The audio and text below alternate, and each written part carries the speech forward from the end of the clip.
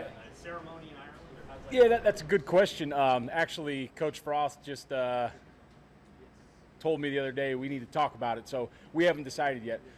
Either, I'll tell you this, it'll either be right before we leave or it'll happen right when we get there. Do you have a pretty good sense of your depth chart at this point now that you had multiple strengths of scrimmage? Yeah, I think, some guys are solidified, and there's still positions. Take the nickels, for example. It's right now it's or, and I got to see who's going to have the best practice, and it might be that all year. I feel like we got 3 competent guys right now, and it might be whoever practices the best that week gets to go out there first snap. Now, I assume that all those guys are going to play. They're all playing on special teams, just like it is at some other positions. But we got the luxury right now having some guys, excuse me, that can all go out there and be a starter. I think it's a great thing to have, great problem to have, because we have to have good practice now or you don't get to walk out there first. What does that allow you specifically at the nickel spot in comparison to what you've had the last couple of years with one guy? Having 3, how does that make a difference? Yeah, I think, just surely you got to be on your A game every day. In the past, not trying to say that it didn't happen, but you could have, had a bad day and still not feel that heat on you a little bit. With some of those younger guys, Isaac may not have been ready at the beginning of the year. He transitioned to being ready at the end of the year. But now we got 3 guys in there, and everybody on the defense knows that any 3 of them can play. So let's have a great day every day. What did Isaac show you at the end of last year? What did he do to get himself ready for that opportunity at the end of last year? Yeah, I think, just his comfort with the defense, his level of film study, knowing what's about to happen to him, and then just walking out on the field for those last 2 games when JoJo was hurt. Isaac, we didn't miss a beat. He played really good football. Was there things he could have done better? Absolutely. But he went out there and played really good football against some really good football teams, and we were proud of what he did out there. What did the scrimmage look like to you from your standpoint, and specifically maybe a pass rush? Yeah, I think, it's always hard because you're not going to be able to tackle the quarterback, right? But I was pleased with the pass rush in the scrimmage. I thought overall really a much better scrimmage than we had the first time. Tackling was good. We had one really big bust that led to a touchdown, so that's got to get cleaned up. A few communication errors, personnel subbing, packages. Those went in a lot smoother than the first scrimmage. We had a little sticky point transitioning from base to nickel, dime, those types of things, and we got that worked out. So I thought the scrimmage was good for us. Scott mentioned that one of the best things about having O'Shawn Mathis in the building has been the effect he's had on the guys around him, plays from Marius Garrett's. What have you seen in that regard? What does it do for those guys to have a guy like O'Shawn in the building? Yeah, similar to the nickel position, it's just been more competition and more guys that everybody sees now. There's 5 guys, and any of them can walk out there and nobody would blink an eye, right? And everybody has to raise up their level of competition when you get a new guy in the room that can compete for a starting job, for a starting rotation. Guys that understand, like, hey, this isn't play around time anymore. Every rep counts, every rep's being filmed, every rep's being graded, and just having more of those guys in the building helps. At safety, what have you seen from Miles Farmer? Yeah, so Miles Farmer, he's doing an incredible job of communicating with the back end. I can tell right now from Miles, just watching him about his day-to-day business, listening to him in the back end, I can tell how much it means to him and how important this is to him. So I've just seen a lot of growth, in the leadership piece of it, and also mentally from Miles. You mentioned he needs to maybe work on his man coverage and his tackling, obviously, but those 2 areas specifically, any growth? Yeah, I think, he's out there. He jumps up. He takes more reps than everybody in the one-on-ones. He knows what he's got to do to get a little bit better, just that much better, and he's really taking it upon himself to, like I said, you see it when you're younger, and you kind of, some of those drills that aren't necessarily full speed, when we're working on tackling, we're working on man coverage, you kind of see a little sloppiness. Now from him, it's dialed in every single time. What kind of player can Tommy Hill be for you guys? Yeah, I think Tommy's got the ability to be a very special player. Once again, he's a guy that came in the spring. You saw a lot of flashes, but it wasn't always doing the right thing because he didn't know what always was going on with him. I've seen him grow a lot in the defense as well, and I think that he's got an opportunity to be a really special corner in this league. So Devin Drew out there last week. How is he getting acclimated now, and sort of what's a realistic expectation? Yeah, it's been it's been pretty amazing, actually. The guy came in, first off, Coach Dawson and the GAs have done an unbelievable job meeting extra with him, getting him ready. He's went out there, and you expect those guys to come out there, and you want to see what they can do, right? Can he play 3 technique? Can he play the run? Can he go rush the passer? And you expect there's going to be errors and blow-ups everywhere. There hasn't been. There hasn't been with him. Right now he's dialed in, he's operated, and he's going to compete for a chance to play. You know, realistically in Ireland, you get here late, you expect him to take some reps. How many? I don't know. We'll see through this week, but I expect him to take some reps in Dublin. Eric, have you started zoning in on Northwestern, and if so, what are your early impressions of that team? Yeah, so today was kind of the first day we introduced some things from Northwestern. Obviously, you know, Coach Fitzgerald always brings a very disciplined operation. They're going to know what they're supposed to do. They're going to do it right. They're not going to make errors. They're not going to have penalties. So I really respect what they do on offense.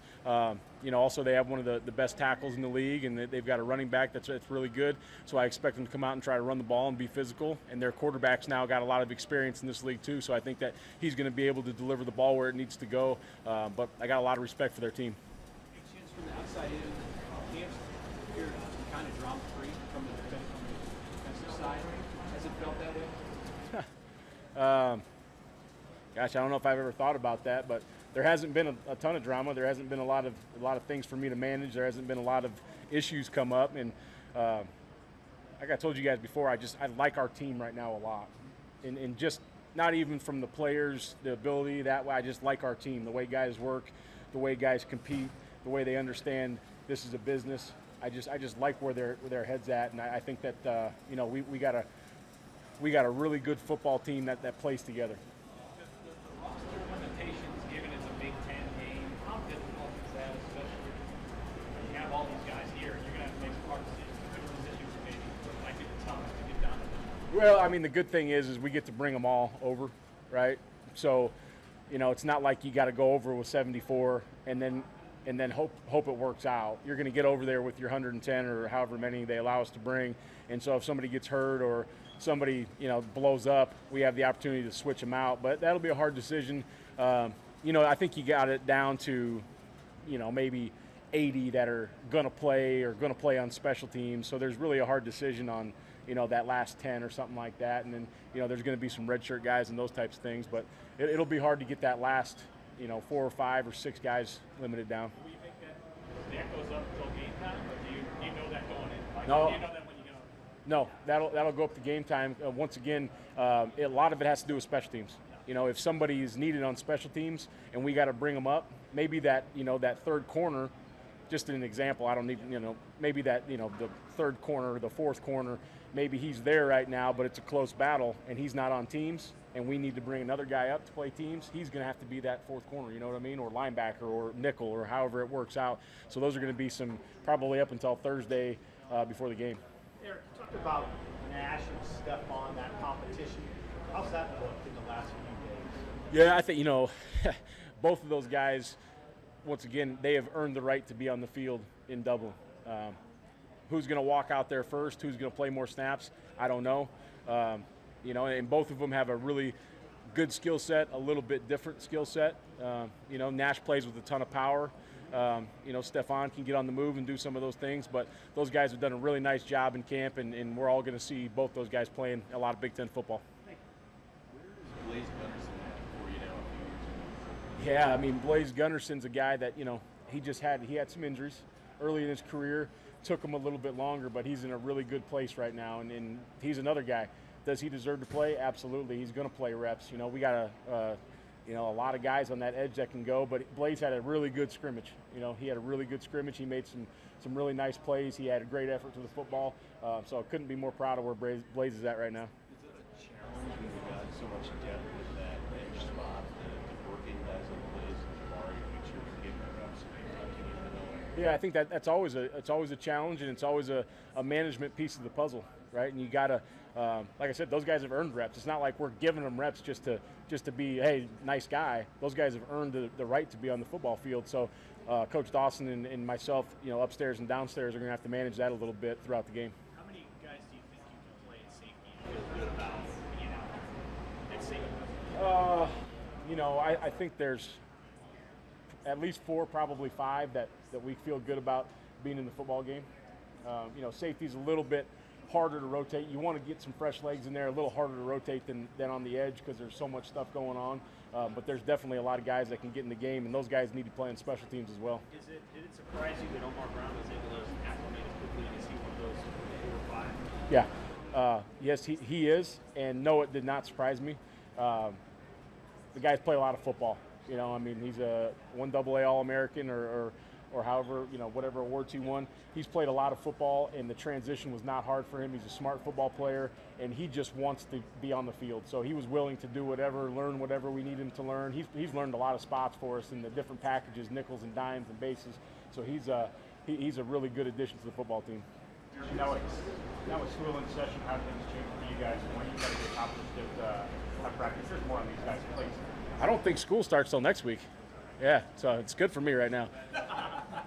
It's probably, LPS started, so my kids went back to school, so that's good.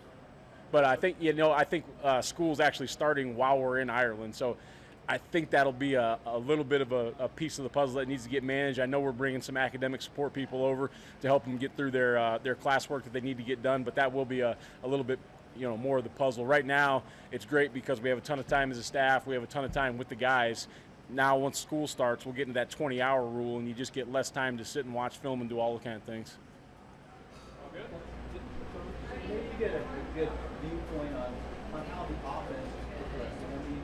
What's your takeaways on the way this offense is looking like? Yeah, I think the offense has done a tremendous job transitioning from the spring to the fall.